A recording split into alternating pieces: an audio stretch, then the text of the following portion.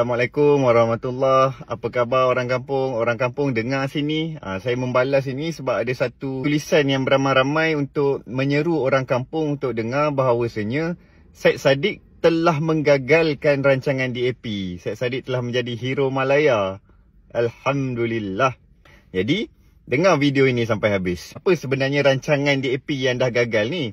Rancangan DAP dah gagal ni daripada penulisan yang memang tujuannya adalah untuk menghasut dan membuat kebencian kepada pihak tertentu ini. Dia draftnya cukup cantik lah. Rekayasa novel yang begitu agung, tetapi ia hanyalah cerita yang diulang-ulang banyak kali, dan cerita ini hanyalah sekadar untuk membuatkan orang makin rasa benci kepada DAP. Pendek ceritanya, hujungnya adalah DAP nak ubah segalanya. DAP nak pindah itu ini, nak buat tekanan kepada umat Islam. That's the summary, the whole point yang kita dapat daripada feedback, komen dan sebagainya. Pangkalnya adalah bila Syed Saddiq keluar dan menarik sokongan daripada kerajaan, mereka kata persempadanan semula ini gagal untuk dilaksanakan.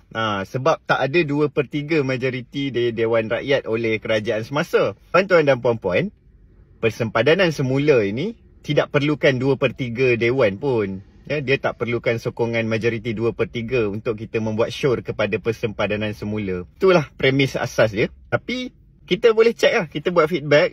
The first, tuan-tuan boleh buat bacaan sendiri dekat laman sesawang SPR, Suruhanjaya Pilihan Raya. Tengok sebenarnya apa beberapa spesifikasi sure, siapa yang boleh dan bagaimana kajian kepada persempadanan semula ni boleh untuk dilaksanakan. Tapi tak apalah, saya go through one by one. Kedua, kita akan tengok pada sejarah. Last sekali, kita meracun sikit. Apa antara isu persempadanan semula ni? Persempadanan semula yang dah lama sangat dibincangkan. It is a constant discussion among politicians. Antara sebab dia, kita ada jurang yang sangat besar di antara kawasan berpopulasi tinggi dalam satu parlimen berbanding kawasan-kawasan lain. Misalnya 2 tahun lepas ni pun Bersih buat reading. 5 kawasan terendah bacaan ini, misalnya parlimen yang ada di Sarawak hanya ada sekitar 29,000 pengundi.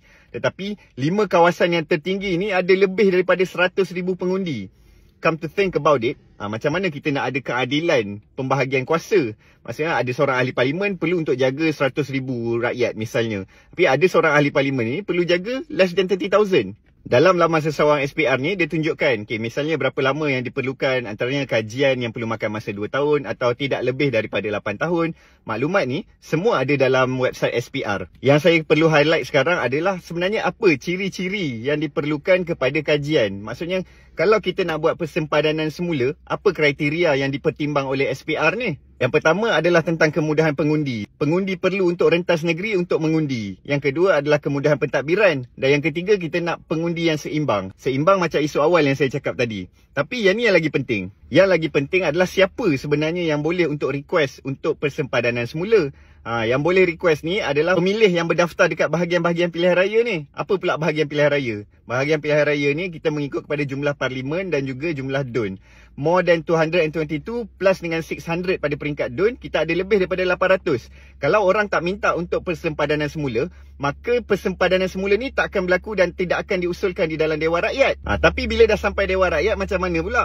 Ia perlu dibentangkan di Dewan Rakyat dan hanya perlu kelulusan separuh daripada ahli Dewan Rakyat dan dapat kelulusan dan perkenan dari Yang di-Pertuan Agong. Jadi tak perlu ada 2/3 majoriti. Perlu pun kita rasa bila Syed Saddiq tarik diri dan hilang majoriti 2/3 ini, dia adalah hero kerana menggagalkan persempadanan semula.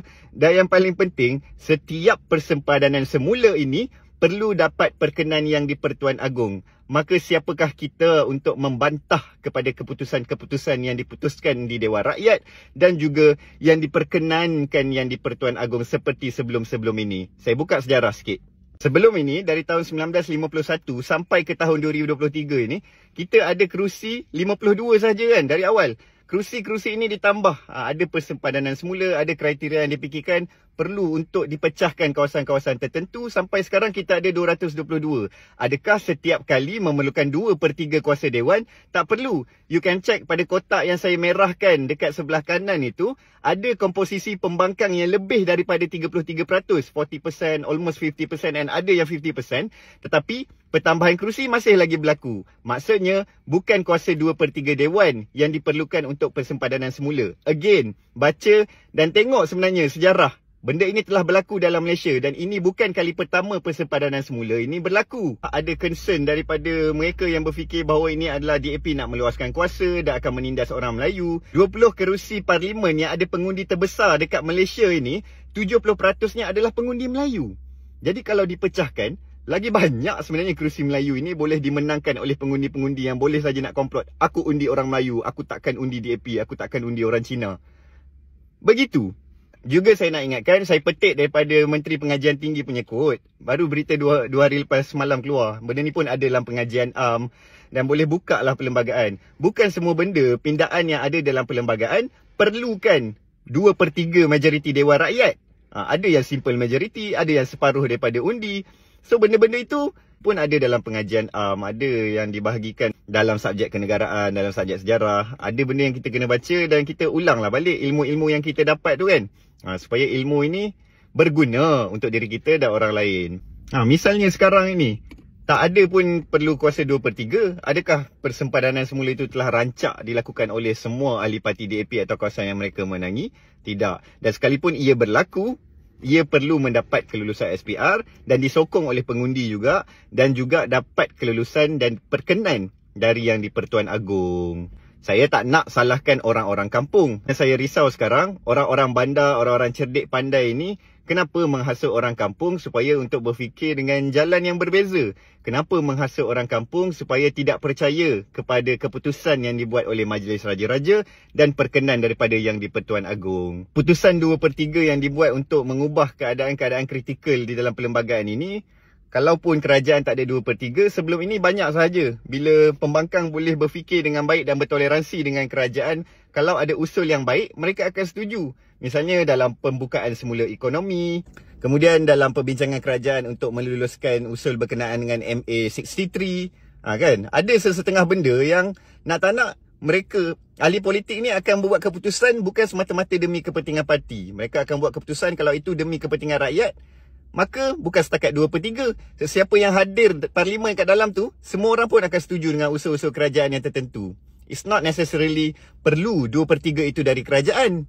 Akhir sekali, saya kongsilah, inilah 5 perkara yang sekalipun bukan cakap 2/3, kalau keseluruhan 222 ahli parlimen itu bersetuju untuk menentang ataupun nak buat pindaan, kalau Majlis Raja-Raja dan Yang di-Pertuan Agong tak setuju, benda ini tidak akan berlaku. Sama-samalah kita didik masyarakat, kita didik kawan-kawan, kita didik diri kita, dan kita didik orang-orang kampung. Seolah-olah kalau menggunakan orang-orang kampung tu, kenapa? Nak cakap orang kampung tak boleh berfikir, orang kampung tak boleh membaca, orang kampung tak pandai buat bacaan sendiri, orang kampung semua tak pandai ke?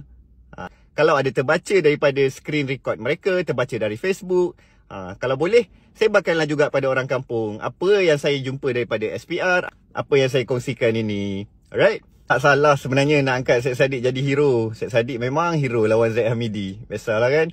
Tu dah bercinta, kawan duk selfie sama, wifi sama-sama dalam grup. Biasalah macam tu. Jodoh kan? Bila dah bercerai, memanglah kata buruk pasal jodoh. Masa duk bercium kita terlupa. Okay? Assalamualaikum warahmatullahi ta'ala wabarakatuh. Macam saya ni lah kan, pengundi dekat Kota Raja. Pengundi ada 222,000. Bila nak jumpa Mat Sabu tak tahu? Bila tak tahu?